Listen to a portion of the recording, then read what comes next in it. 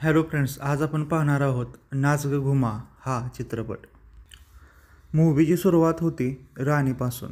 राणी ही एक मुंबईमध्ये राहणारी व बँकेमध्ये काम करणारी महिला असते व ती तिच्या जॉबमुळे घरातील कामांना पुरेसा वेळ देऊ शकत नसते व त्यासाठी राणीने आशाताई नावाची एक मोलकरीण घरी ठेवलेली असते, जी खूप वर्षापासून राणीच्या घरीच काम करत असते. त्यानंतर राणी नेहमीप्रमाणे सकाळी उठते व त्यानंतर आपला नवरा व मुलीलाही उठवते. राणीचा नवरा हा एक सिव्हिल इंजिनियर असतो व तोही जॉब करत असतो. तसेच तिची लहान मुलगी ही शाळेमध्ये असते. तेव्हा राणी पाहते की 8 वाजलेले असतात, पण तरीही आशाताई काय अजून आलेल्या नसतात. आशाताईंचं नेहमीचं टायमिंग हे 7:30 असते, पण तिला नेहमीच उशीर होत असे व राणी ह्यामुळे तिच्यावर नेहमीच ओरडत असत. त्यानंतर आशाताई येते व सांगते की तिला बस मिळाली नाही, त्यामुळे तिला उशीर झाला. त्यानंतर राणी तिला म्हणते की हे तुझी रोजचीच कारणे आहेत.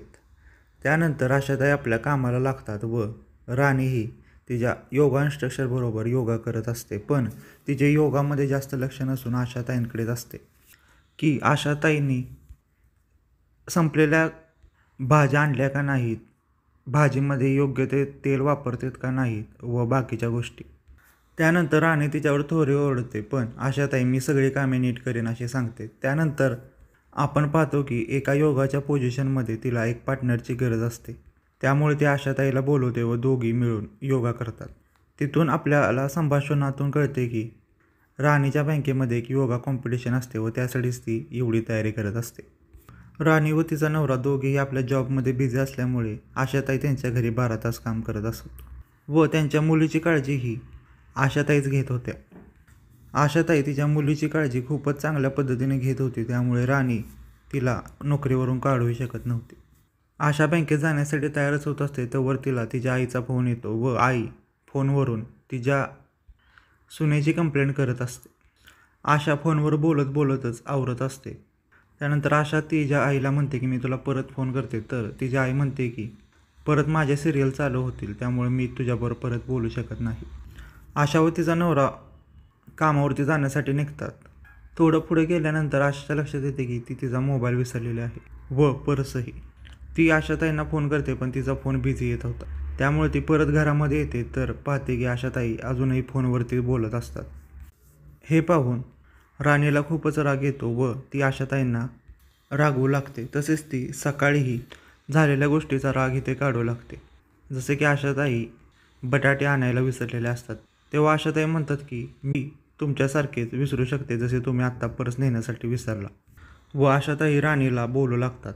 त्याच्यावरती राणीला खूपच राग येतो व त्या आशाताईला कामावरून काढून टाकते व ही गोष्ट ती आपल्या नवऱ्यालाही सांगते. तेव्हा नवराही तिला समजवतो की तू तिला कामावरून काढून नको टाकायला पाहिजे होतंस, पण राणी खूपच रागामध्ये असते व तिने काढून टाकलेले असते.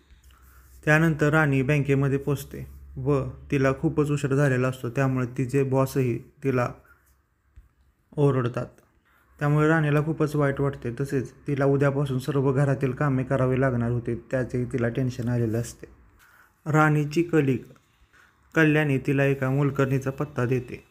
तसेच राणी काही एजन्सीजकडूनही मोलकरणींना बोलवते, पण त्यांच्यापैकी कुणाचंच काम राणीला आवडत नाही व त्या सर्वांना ती काढून टाकते व आता घरातील कामे राणी व तिचा नवराच करत असते. त्याच्यामुळे त्या दोघांमध्येही वाद सुरू झालेले असतात.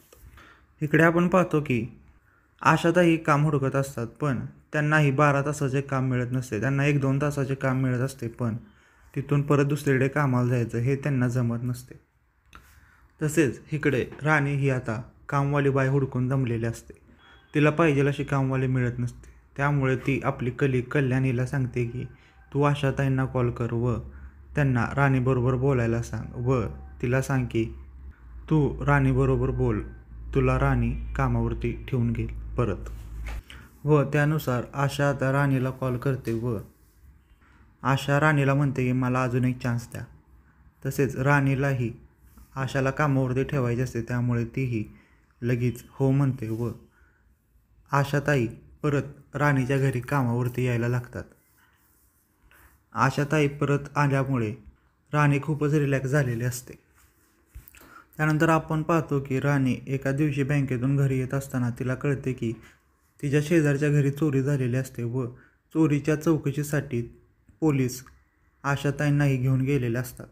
हे ऐकल्यानंतर राणीला खूपच राग येतो व ती सरळ पोलीस स्टेशनमध्ये जाते व तिथे जाऊन पोलिसाला ओरडू लागते, पण तो पोलीस काही राणीचं ऐकत नसतो. त्यानंतर राणी पोलिसाला सांगते की ती किती आशाताईवर डिपेंड आहे व आशाताई आत्ता जर घरी आले नाही तर तिची सर्व कामे थांबतील. हे ऐकल्यानंतर पोलीसही थोडा इमोशनल होतो व तो आशाताईला सोडून देतो. आशाताई शॉक होतात. राणीला तिच्यावरती एवढा विश्वास आहे हे ऐकल्यानंतर दुसऱ्या दिवशी आपण पाहतो की राणी जेव्हा घरी येते तेव्हा तिला कळते की तिच्या मुलीला खूपच जास्त ताप आलेला आहे व आशाताईंनी तिला औषध पाजून झोपवलेले असते. त्यानंतर आपल्याला कळते की उद्या राणीचे योगा कॉम्पिटिशन आहे, त्यामुळे तिला उद्या सकाळी लवकर जायचे आहे. त्यामुळे ती आशाताईंना पैसे देते जेणेकरून ती रिक्षाने लवकर घरी येऊ शकेल व तिच्या नवऱ्याची एक इम्पॉर्टंट मीटिंग असते त्याच दिवशी व तोही सकाळी लवकर जाणार असतो. त्यानंतर दुसऱ्या दिवशी आपण पाहतो की सायली राणी ऑफिससाठी निघालेली असते व तिला नोटिफिकेशन येते की आशाताई बिल्डिंगमध्ये आलेले आहेत. त्यानंतर ती रिलॅक्स होते व आपल्या योगा कॉम्पिटिशनवर कॉन्सन्ट्रेट करते व ह्याच्यामुळे तिचे योगा कॉम्पिटिशनमध्ये सिलेक्शनही होते. तेव्हाच तिला आनंदच्या मित्राचा फोन येतो व तो सांगतो की आनंद आणि सायलीचा ॲक्सिडेंट झालेला आहे. हे ऐकून ती लगेच हॉस्पिटलमध्ये येते. तेव्हा राणीला कळते की आशाताई आज कामावरती आलेल्याच नसतात व आनंद सायलीला घेऊनच ऑफिसला निघालेला असतो व गाडी तो फास्ट चालवत असल्यामुळे त्यांचा एक छोटासा ॲक्सिडेंट झालेला असतो. हे ऐकल्यानंतर राणीला खूपच राग येतो आशाताईंवर व ती घरी येते व घरी पाहते की आशाताई तिच्या घरामध्ये काम करत असतात.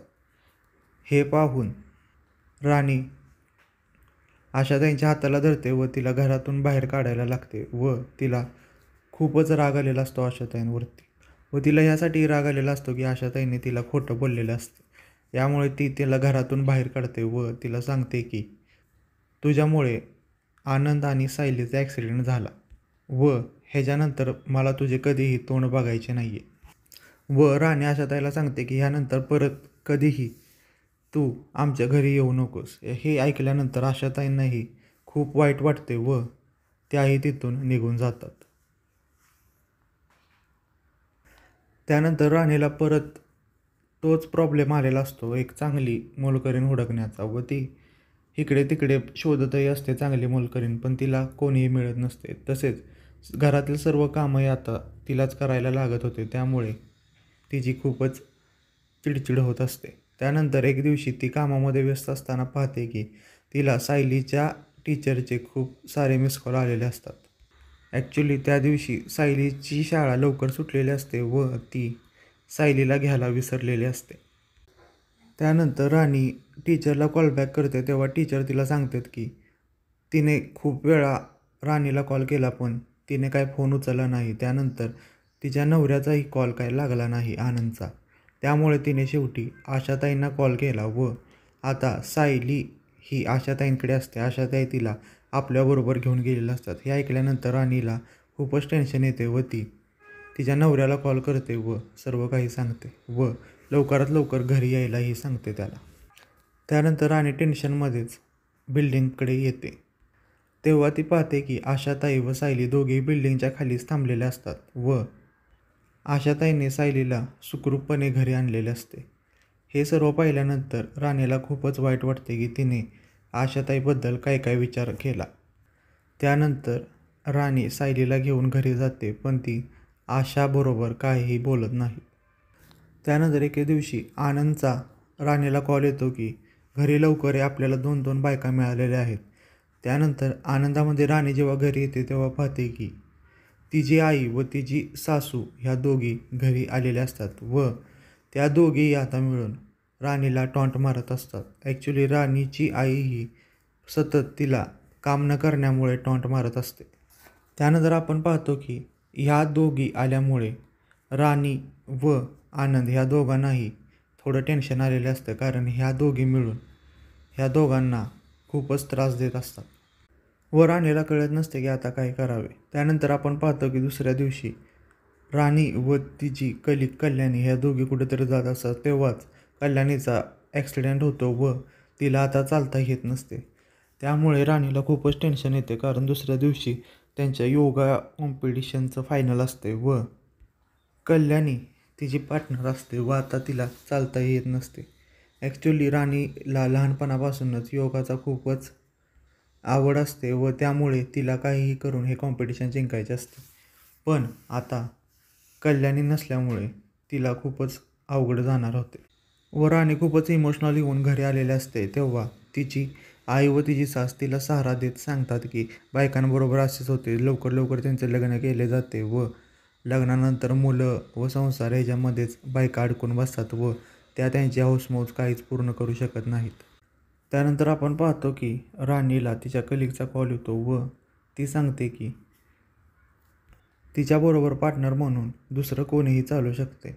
हे ऐकल्यानंतर राणीला आठवते की आशा तिच्याबरोबर चांगला योगा करत होती व ती आता आशालाच पार्टनर घेणार असं ती ठरवते व त्यामुळे ती परत आपली मित्र कल्याणीला सांगते की तिला आशाला कॉल करायला.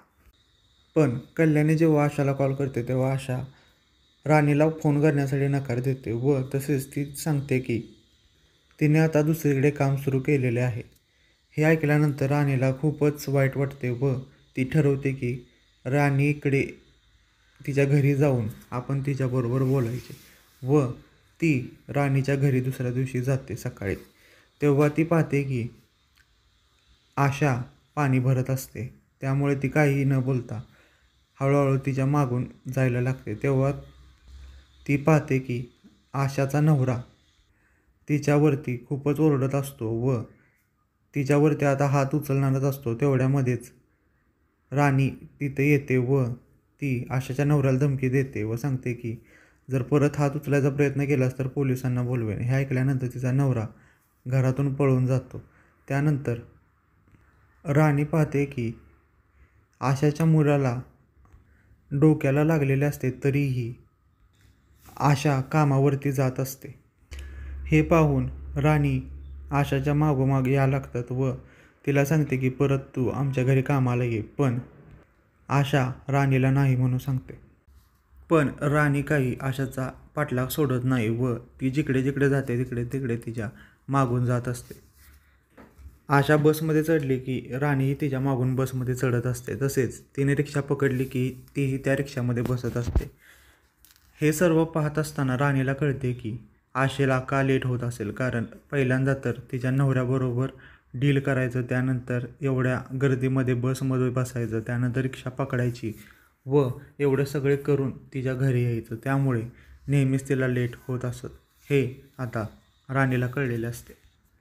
त्यानंतर आशा ती आता नवीन ठिकाणी जिथे काम करत असते तिथे जाते. तेव्हा तेथील बाई आता डायरेक्ट आशाला ओरडायला लागते की तुला लेट का झाला. हे पाहून राणीला खूपच राग येतो व ती उलटी त्या बाईलाच ओरडायला लागते. हे ऐकल्यानंतर त्या बाईला खूपच राग येतो व ती बाई आशाला कामावरून काढून टाकते व त्यानंतर राणी आता आशाला म्हणते की तू आता आमच्या घरी कामावरती ये. पण आशा अजूनही कन्व्हिन्स झालेली नसते तिच्या घरी कामावरती येण्यासाठी.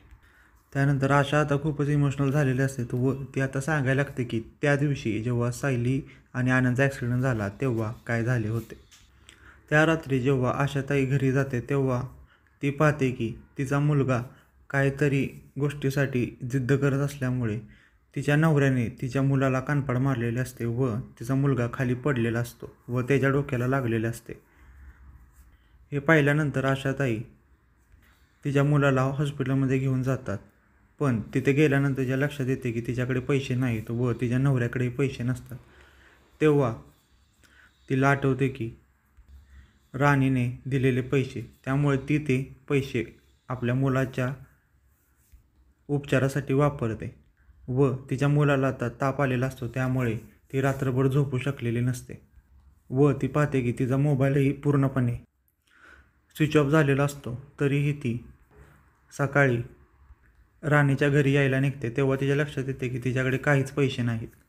त्यामुळे आशाला कळत नसते की काय करावे. त्यानंतर तिला आठवते की तिच्याकडे एक चांदीची गोष्ट आहे. त्यामुळे ती चांदीची गोष्ट ती रिक्षावाल्याला देते व कशीबशी बिल्डिंगपर्यंत येते व बिल्डिंगमध्ये आल्यानंतर ती वॉचमनला सांगते की राणीला कळवावे की ती बिल्डिंगमध्ये आलेली आहे.